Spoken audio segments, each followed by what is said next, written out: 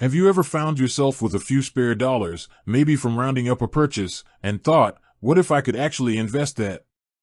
Or perhaps you're just starting your investment journey, feeling overwhelmed by the jargon and the perceived high entry barriers. If either of those sounds familiar, then you've likely come across Raiz, formerly known as Acorns. This app promises to make investing simple, accessible, and even automatic.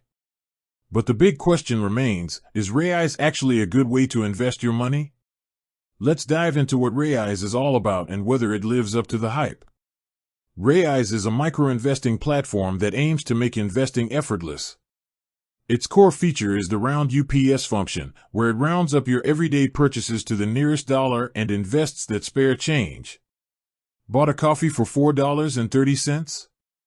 Raiz can round it up to $5, and the 70 cents gets put into your investment account. It's a clever way to save and invest without really feeling the pinch. Beyond roundups, you can also set up recurring investments, daily, weekly, or monthly, or make lump sum deposits whenever you like. One of Raiz's biggest strengths is its simplicity. It offers a range of diversified portfolios, typically made up of exchange-traded funds, or ETFs, which are essentially baskets of different assets like stocks and bonds. These portfolios are preset and cater to various risk appetites, from conservative to aggressive, and even options like Emerald for socially responsible investing, Sapphire, which includes Bitcoin, and a property portfolio. This set-and-forget approach is fantastic for beginners who don't want to get bogged down in individual stock picking. Raiz also handles portfolio rebalancing automatically, ensuring your investments stay aligned with your chosen risk profile. However, no investment platform is without its drawbacks, and Raiz has a few key considerations, particularly when it comes to fees. While there are no brokerage fees for buying or selling, Raiz charges a monthly account maintenance fee. For standard portfolios, if your balance is under a certain threshold, currently around $20,000 in Australia, you'll pay a flat monthly fee. For balances above that, it shifts to a percentage-based annual fee.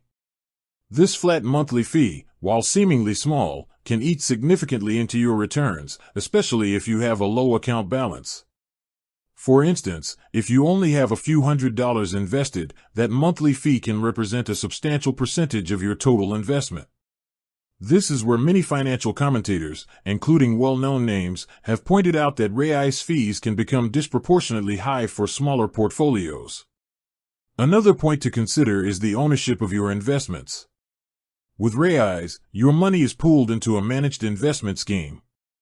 While your funds are protected, you don't directly own the individual ETF units on your own holder identification number, HIN, as you would with a traditional brokerage account. This custodial model is common among micro-investing apps, but it's something to be aware of if direct ownership is a priority for you. So, is Raiz a good way to invest? For absolute beginners, those who struggle with consistent saving, or anyone looking for a truly hands-off approach to diversification, Raiz can be an excellent starting point. The Roundup feature is genuinely effective in cultivating a savings habit, and the preset portfolios remove much of the complexity often associated with investing.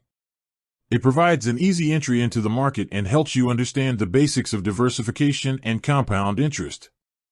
However, as your investment balance grows, or if you become more comfortable with investing, those monthly fees might become a more significant concern.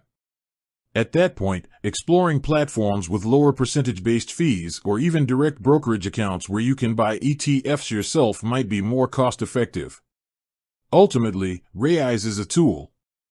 And like any tool, its effectiveness depends on how you use it and what you're trying to achieve. It's a fantastic stepping stone into the world of investing, but it might not be the most optimized solution for every investor at every stage of their financial journey. With that said, thanks for watching, and until next time.